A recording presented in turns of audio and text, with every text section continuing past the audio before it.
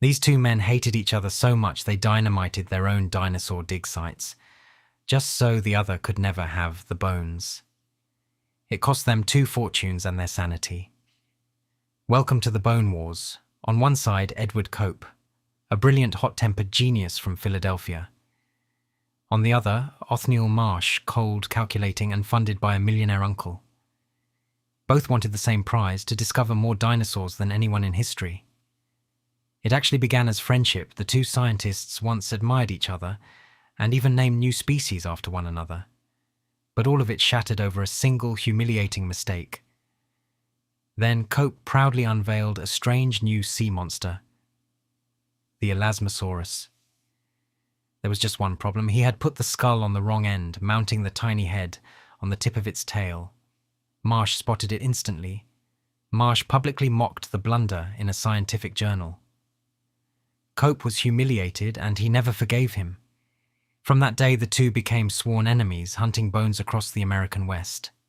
The battlefield was the Badlands of the West.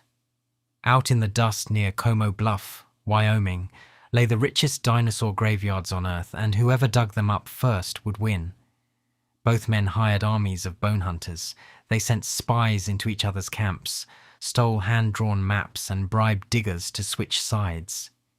It was less like science and more like war. When a dig site was emptied, they refused to leave anything behind. They smashed spare fossils and dynamited entire quarries so their rival could never study what was left. Priceless bones were blown to dust. And yet out of all this madness came wonders. Marsh pulled Triceratops, Stegosaurus, and Diplodocus from the rock. Cope answered with dozens of his own. The lost age of dinosaurs was being revealed. The scale was staggering. Whole train cars of crated bones rolled east to their rival museums. In the end, Marsh would name over 80 new species and Cope more than 50, unearthed faster than the entire world could study them. But the race made them careless. Rushing to win, Marsh built a giant skeleton, slapped the wrong skull on top, and named it Brontosaurus. That single mistake fooled the whole world for over a century. By 1890, the feud exploded into the newspapers. Cope accused Marsh of stealing, fraud, and incompetence in print for all of America to read. Both of their careers began to burn. The mudslinging destroyed them both.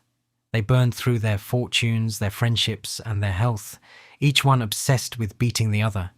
Neither could ever stop. Cope's final challenge was the strangest of all. He donated his own skull to science, daring Marsh to compare their brains, certain that his was bigger. Even in death, he wanted to win. Between them, they discovered over 130 new dinosaur species. The Triceratops and Allosaurus that fill every museum today were ripped from the ground by two men who could not stand each other. Their war was petty, vicious, and ruinous, but it accidentally built an entire science from nothing. Every kid who loves dinosaurs owes a strange debt to two men who hated each other's guts. So who really won the Bone Wars? Marsh named more dinosaurs, but Cope dug deeper into the history books. Whose side are you on? Subscribe because the next file is already open.